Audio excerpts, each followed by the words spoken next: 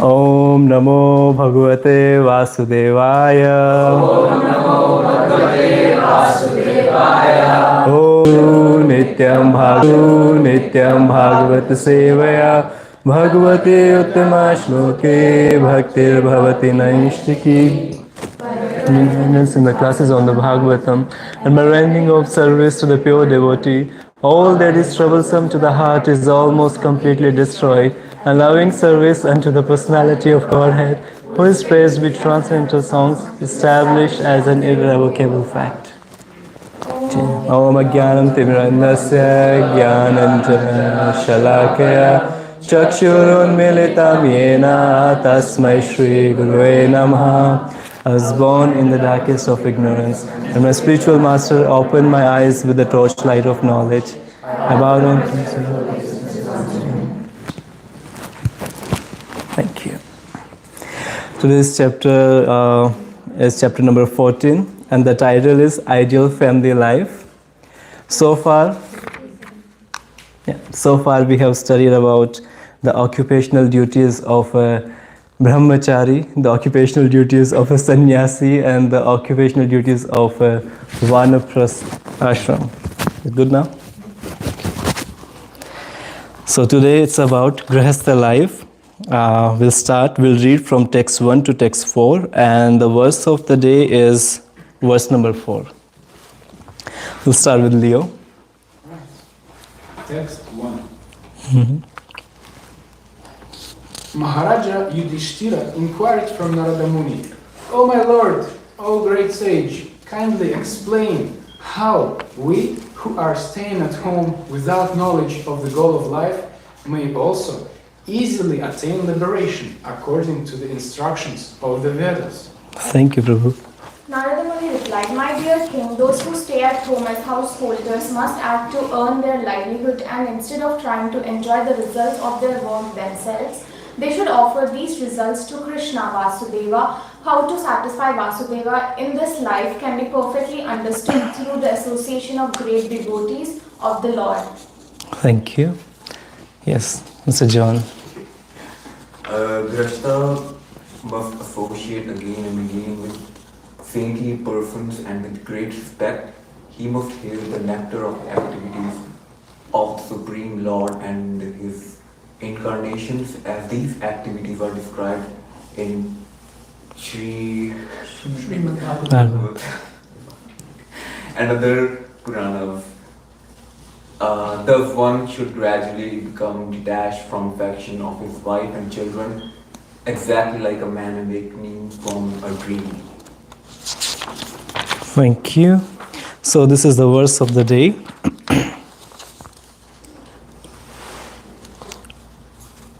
Yes. Let's start.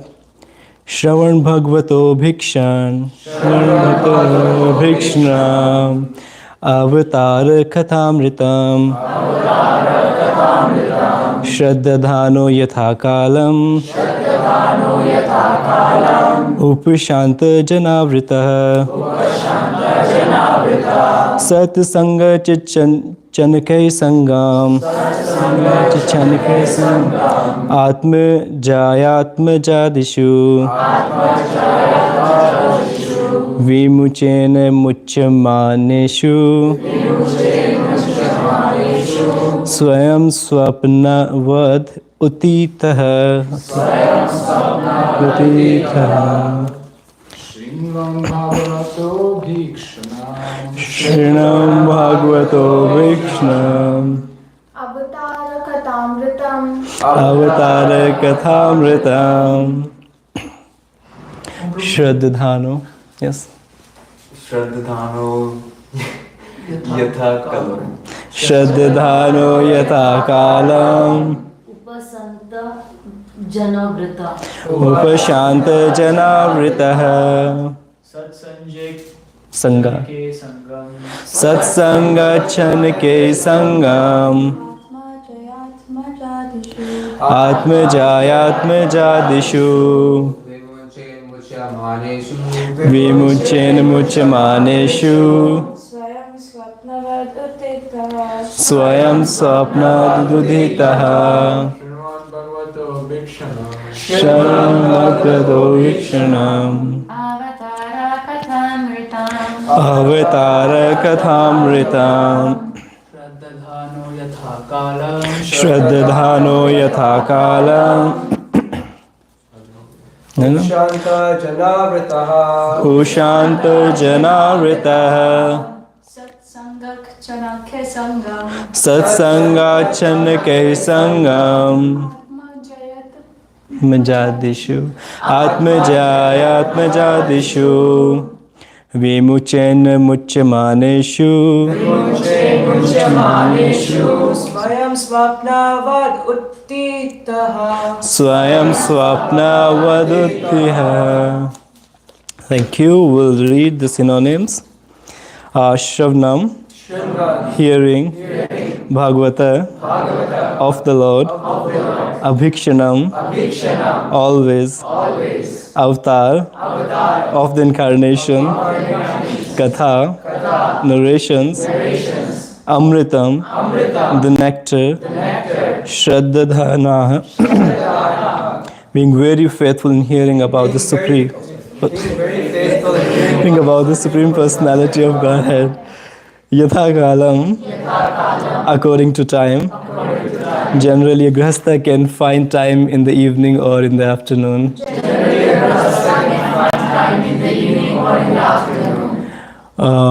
Upshanta, completely relieved of material activities.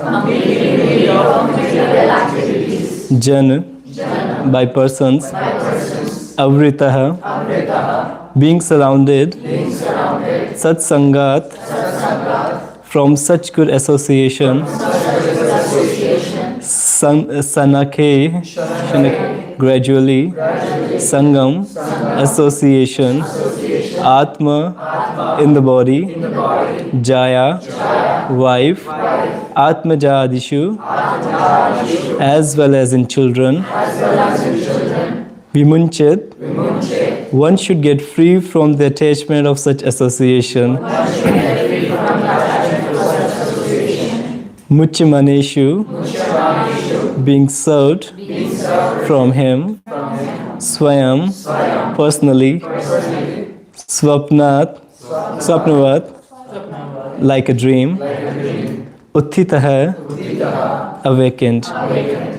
So a grahastha must associate again and again with saintly persons, and with great respect he must hear the nectar of the activities of the Supreme Lord and his incarnation, as these activities are described in Srimad Bhagavatam and other Purans.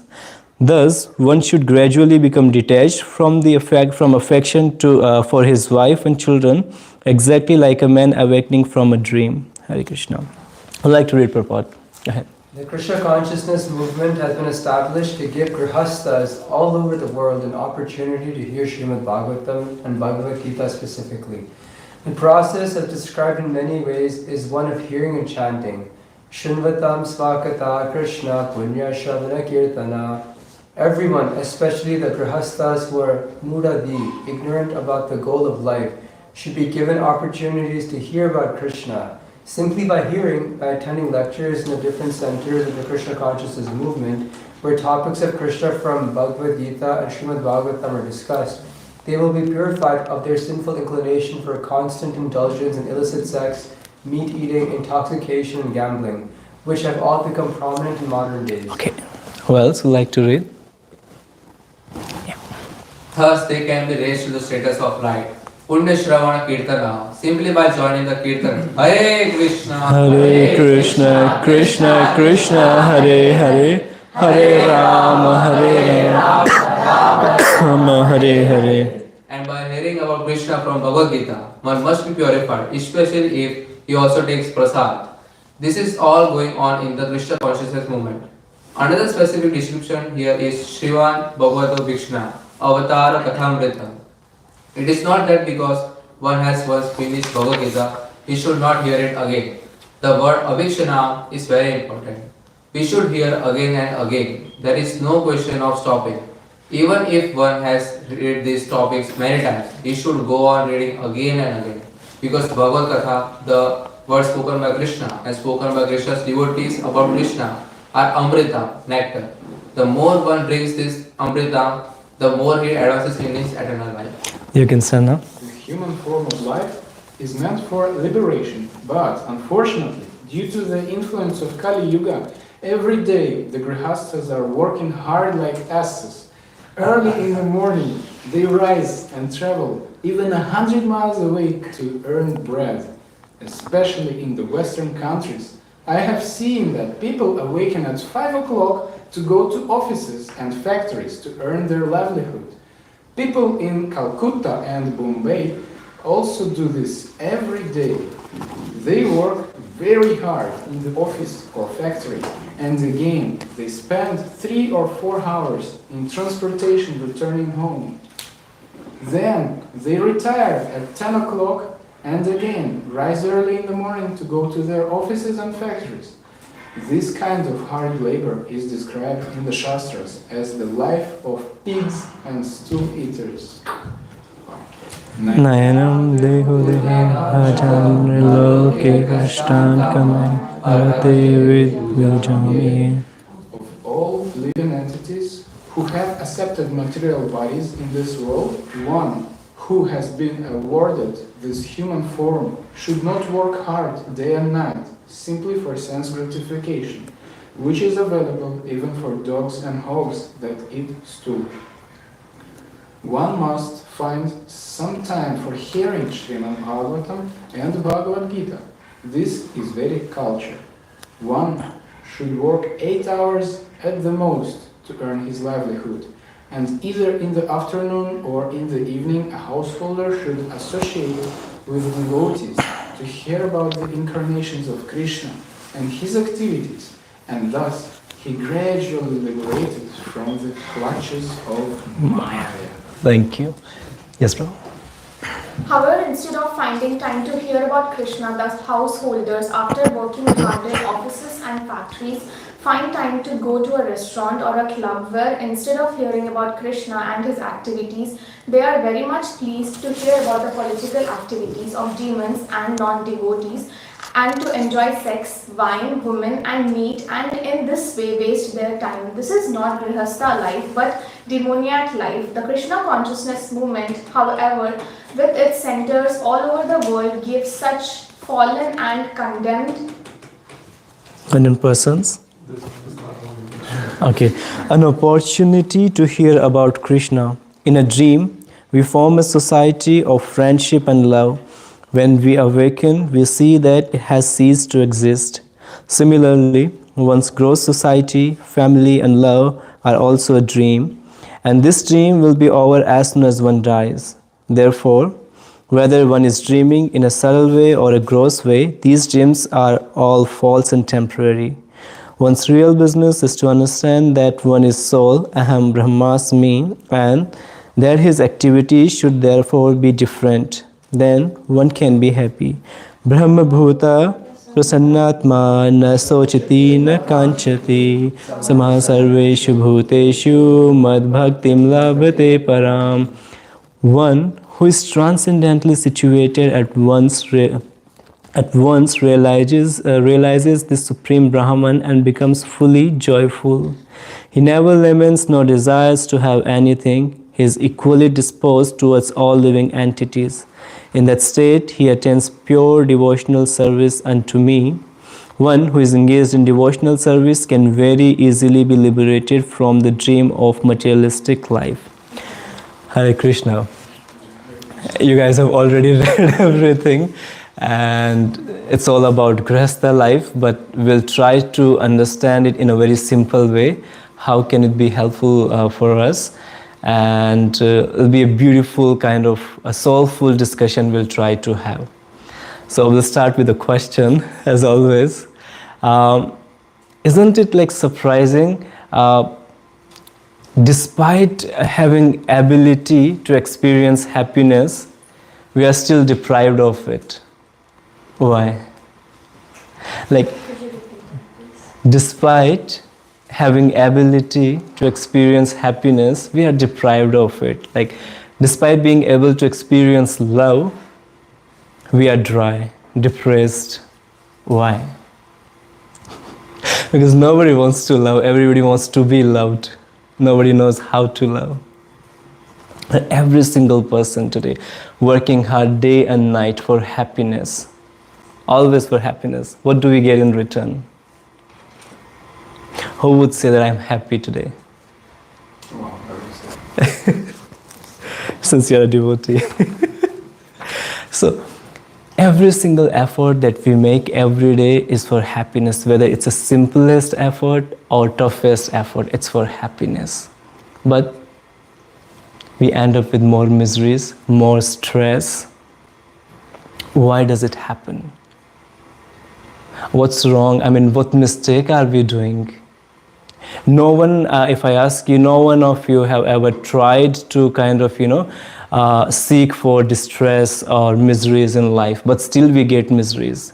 Like you're working in a whole different direction for happiness, and what you get, that comes from a complete different direction. Why does it happen? Where are we failing? What mistakes are we doing? Why does it happen always? It's a question, right? It's a question. I can see that there could be two models of your behavior. One is consumer. You want to find love and have it and get it from everywhere. And according to your karma, sometimes it's more or less you get it, and that's when you are happy, unhappy. Or there is a state when you illuminate this happiness, when you find it in every reality, in the reality, whether it's good or bad for you. You find happiness there, you see Krishna is there, okay, that's my reality, I gotta be happy, that's the choice you can make, or be happy or not. Thank you. Thank you. I mean, we can more simplify it in very simple words. The places where we seek happiness are really temporary. Those places are the ones which bring more distress, because we think that's happiness, but those are miseries.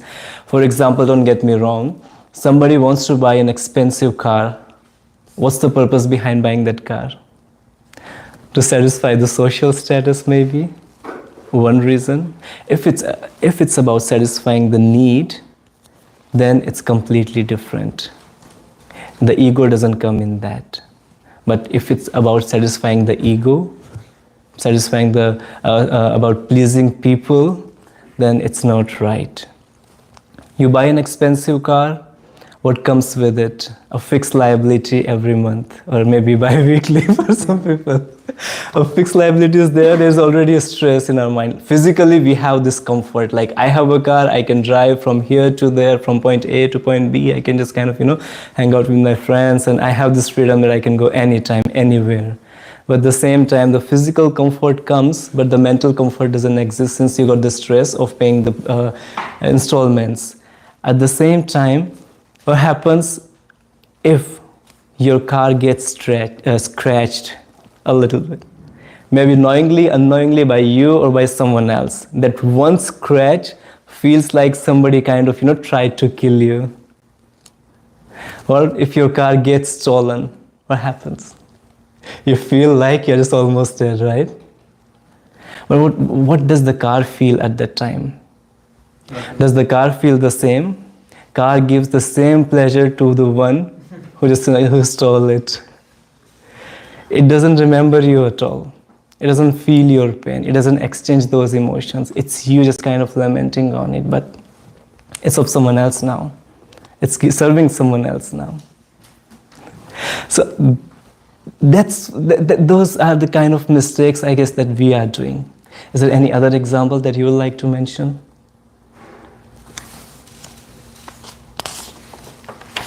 Could be with clothes. Could be with clothes. Yeah, with anything which is temporary. That's why our Shastras have called this world Dukhale Ashashvatam, because this world is full of miseries. Wherever you go, whoever you kind of get attached to, you just end up with more miseries, more stress. And at the same time, it's temporary too. We think like we will compromise with our work ethics, with our principles, with our morals today, so that tomorrow we could be having some money, some comfort, and tomorrow we would be kind of able to focus more on ourselves. But tomorrow never comes. Whatever we have, it's in the present. If we think tomorrow we'll be doing this and that, you'll be kicked out. You cannot be forever here. We feel like after working hard for so many years, after kind of, working like asses for 5-6 years, not eating on time, not having a healthy lifestyle, and after 5-6 years we will be enjoying the life, we'll get settled down. There'll be no settlement in life. There's no guarantee whether you'd be alive or not. So whatever pleasure, whatever joy we can find, it's in the present. Everything is temporary. The Maya is so strong. What do you call? There's a verse. What do you call it? Devi hi esha gunmai mamaya duratya. We think we'll be alive forever. We would never die. We feel like that. That's how we make the plans. Making plans is good, but getting attached to the things is not healthy. And Maya is so strong that it just always keeps us entrapped into those things. And who takes us out? But first of all, why does it happen? Why does it happen that we easily get trapped by Maya? Why? Because we want to enjoy the material world. Why do we want to enjoy the material world? It doesn't give us anything. It gives us more miseries. If we see it practically, it gives us more miseries, but still we want to enjoy it. Why? We want to kill ourselves. Because we identify ourselves with the body, that's why. True, because we don't know who we are. We don't know our true self, we don't know our identity. That's why it happens. If, if we take example of our body, hands are a separate unit, eyes are a separate unit, ears are a separate unit. All the units are complete in themselves. But what if the hands try to enjoy separate from the stomach or from the body? If hands say like, I'm the one who writes, I'm the one who answers the call, I'm the one who drives, I'm the one who cleans everything. And why is the stomach getting kind of feeded? Why the stomach is getting fed? Why am I not kind of, being served properly? If the hand tries to eat food, can it eat food? If the hand tries to kind of, have all the nutrition on its own, can it have it? It's not possible. The whole has to be served. The stomach has to be served. Then only hands could be nourished. No matter how many, I don't know, the specific words like lotions we use or the manicures we do or the tattoos we make or the jewelry we wear to make it, look good. But if it's not getting nourishment, proper nourishment, it will not be energetic. It will not look good. It will not be powerful. It will not be able to do its duties. So it's very important for ourselves to have the real joy, to have the real bliss. We need to make sure the stomach is getting served, the whole is getting served the same way. We are also part and parcels of Krishna. And if Krishna gets served, we are also very happy.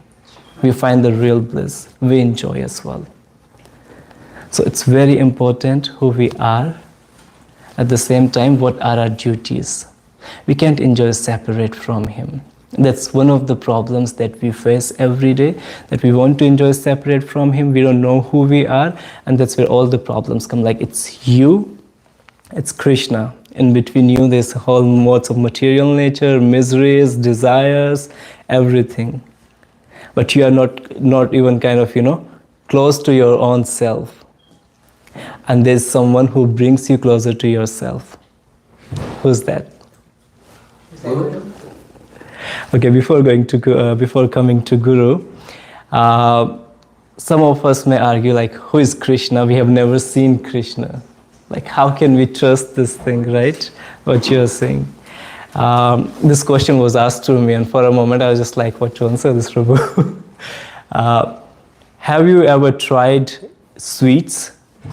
Yes. Which is your favorite sweet? I like gulab jamun.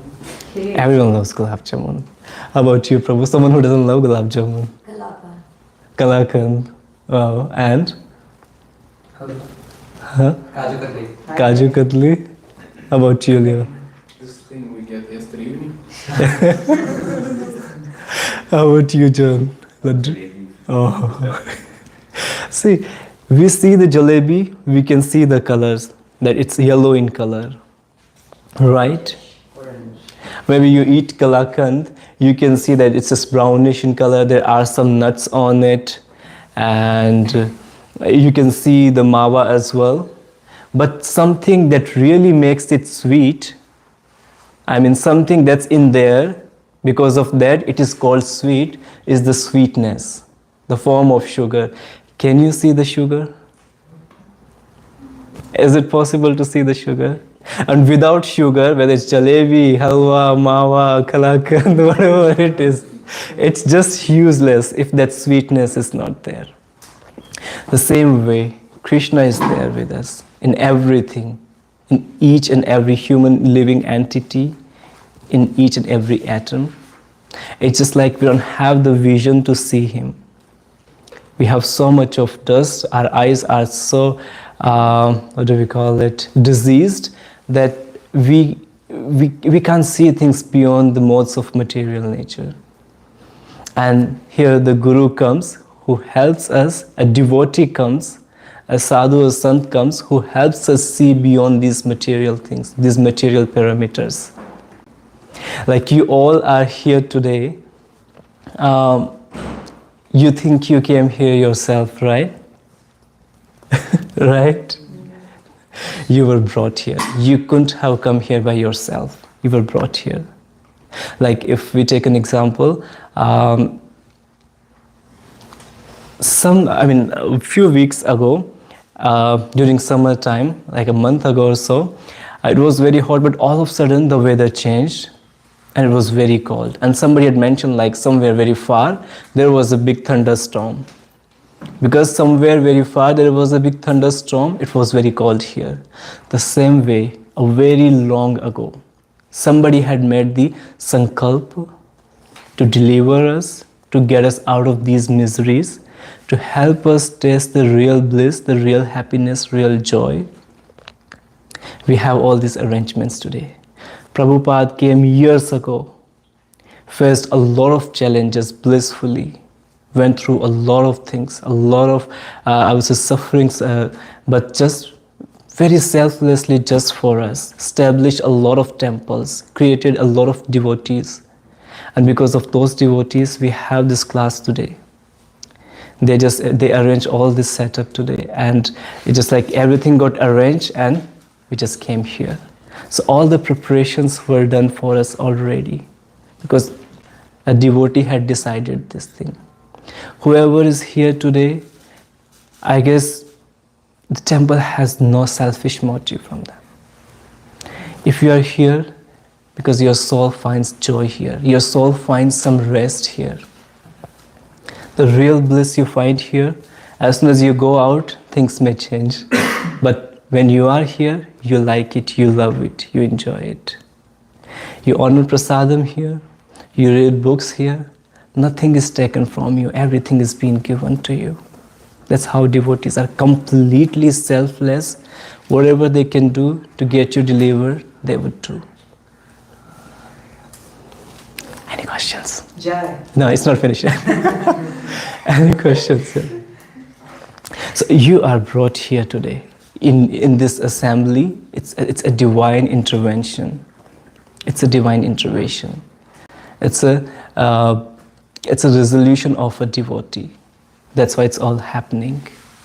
So when a devotee comes in your life, the real miracle starts. Things start changing one by one, one by one, one by one. And you see yourself a completely different person. When a devotee comes, your life is like when a pure devotee comes in your life, he helps you make your life a beautiful dish to be able to be served to Krishna. All the ingredients that we have in this material world, he gives us a recipe to use those ingredients and to prepare our dish. And those ingredients, I could say an equation, the recipe is an equation, bhakti, that's given by a pure devotee to us. When we follow that path of bhakti, like no matter how many ingredients you have, if you don't know the recipe, if you don't know which thing is to be put first, you'll mess it up completely. So having a proper recipe is very important. When you have a recipe, when you have that love, your life in itself becomes a kind of successful, a real bliss. And let's talk about devotees a little more. There is an example when last year I was kind of struggling with some of my own questions, and very next morning, it was Monday morning, generally we don't have sessions on Monday mornings, and Maharajji was taking class, and I came around like when the class was almost about to finish, and Maharajji used a verse. I wrote it down, I still had it in my notes. It's from 11th chapter, if you can pull it, 11, 14, 26. 11.14.26 from Srimad Bhagavatam.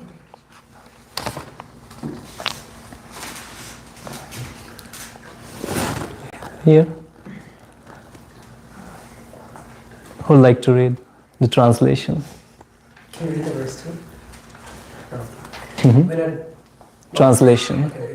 Translation, right? When a diseased eye is treated with medicinal ointment, it gradually recovers its power to see. Similarly, as a conscious living entity cleanses himself from material contamination by hearing and chanting the pious narrations of my glories, he regains the ability to see me, the absolute truth, in my subtle spiritual form. Excuse me. Krishna comes in our life in the form of hearing first. But if somebody wants to read the translation again, Leo, maybe you? Go ahead. When a diseased eye is treated with medicinal ointment, it gradually recovers its power to see. Similarly, as a conscious living entity cleanses himself of material contamination by hearing and chanting the pious narrations of my glories, he regains his ability to see me, the absolute truth, in my subtle spiritual form. A pure devotee gives us the spiritual vision, shows us the real world, how exactly we should see the things the way they are. But we see the things the way Maya makes us see them. When we know that we are in a trap, when you know that you are in a dream, how can you get rid of it? By waking up.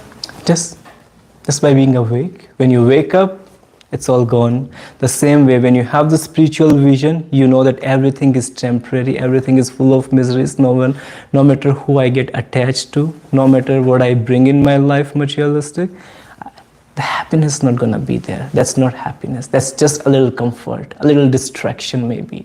That's not the real happiness. Can we read the purport of this, Prabhu? Yes, Siyama Prabhu. The Lord is called Suksham, because he is pure spiritual consciousness without any tint of material energy. If one chants and hears the holy name and glories of Krishna with great sincerity, there is immediately a transcendental effect. We can immediately see the spiritual world and pastimes of the Lord if we fully surrender to the process mentioned here. A blind person feels perpetual gratitude to a doctor who restores his sight. Similarly, we sing Chakshundan Dilo Janme Prabhu say. The bona fide spiritual master, the representative of Lord Krishna, restores our spiritual sight, and thus he is our eternal Lord and Master. We must feel thankful, we must have that gratitude for Prabhupada and all the devotees in disciplic succession, what they have been doing for us. Because of them we are here today, because of them we are having this discussion, beautiful pastimes of Krishna. And with that gratitude, I'll share another example with you. You all must have watched Ramayana, or you might have read about it. Have you read Ahilya's story? Because of the curse of Gautam Rishi, she got turned into a stone. She was in the form of a stone. Do you think you can kind of you can hear about Krishna or the Supreme Lord in the form of a stone? Can you call him? Can you chant him? can you have association of his devotees in that form? When you are just in the form of a rock, a stone, you can. But still, when a devotee sees you, Vishwamitra, when he saw her, when he knew like she needs the real mercy, he brings Ram and Lakshman with him to the Mithila Upan and requests Ram to help her kind of, get delivered, to help her get redemption of the curse that Gautam Rishi gave her once. Even if you are in any form, even if you are just like cold, dry, completely depressed, it's just the devotee has to have that compassion towards you, that love towards you, that mercy towards you, and God just kind of, gives you his love that we call Krishna Prem. But we must have a devotee for that, a pure devotee. Thank you so much. Hare Krishna. You might be having a lot of questions. Maybe just ask me simple questions only. If you have. Yes. Prabhu, can you just explain the last line of the translation? Like, how can we gradually detach? It was written like one should gradually detach from the wife and children, just like awakening from the dream. Yes, you are in a human form. It was mentioned that you are in a human form, which is very precious. I mean, this is the way you can go back to Godhead, only if you are in a human form, not in any animal form or in any kind of species. So, when you open a window for light, to have some light, you open a window, it's just not the light that you get. You get some dust as well. You get some dust as well. But what you do? You clean the dust every morning and evening, but you don't close the window. You would not close the window. You just clean the dust because you need the light. The same way, we need this human form. But whatever dust is there in all the kind of stages of your life, just keep on cleaning that dust. Have the association of the devotees. They will show you the right path. When you follow or live a life regulated by Guru, Sadhu, and Shastra, it's completely simple. It's a real bliss. If we see like devotees, the way they dance, the way they enjoy, there's no stress in their life. They have the real happiness. If you see practically, they have the real happiness. They never stress about anything. They are completely surrendered to Krishna. Whatever comes, they enjoy it as considering it as Krishna's mercy. They don't have attachment to anyone, unnecessary attachment. All they have is a selfless motive towards life and people and surroundings. They would come, serve the society, they would come serve people, they would come serve whoever they see, even animals, even a stone, they would even serve them too. So when you don't have anything, any desire to get anything from anyone, you're already a very blissful soul. Thank you for the question. Anyone else? Hello? Easy question. Comment. The example that you gave of thunderstorm and of Ahilya, that was really wonderful. Oh, thank you, Prabhu. Hare Krishna. Yeah, anyone who wants to share their realization, please feel free. And also, what you said about when you open the windows to dust music, I think that was a brilliant example. Literally, this example helped me. It helped me. So when he asked the question for a moment, I was like, "What answer?" And it just quickly clicked. Thank you. That was very nice. Thank you very much. Thank you so much. Thank you. No questions? I just had the topic about dreams reminded me of something I heard in a movie that came out a few years ago. It says, dreams make good stories, but everything important happens when we're awake. Yes. Because that's when we make things happen. Yeah. So we may be very attached to certain things, but if you really want to make progress, or if you want to actually really progress towards Krishna, we have to become awake, because everything important happens when we're awake, right? Not when we're asleep. So the discussion reminded me of that. So thank you. It's the consciousness, even in the dreams too, our body acts. We do certain things happen, even it was in the dreams, but still our body acts according to that.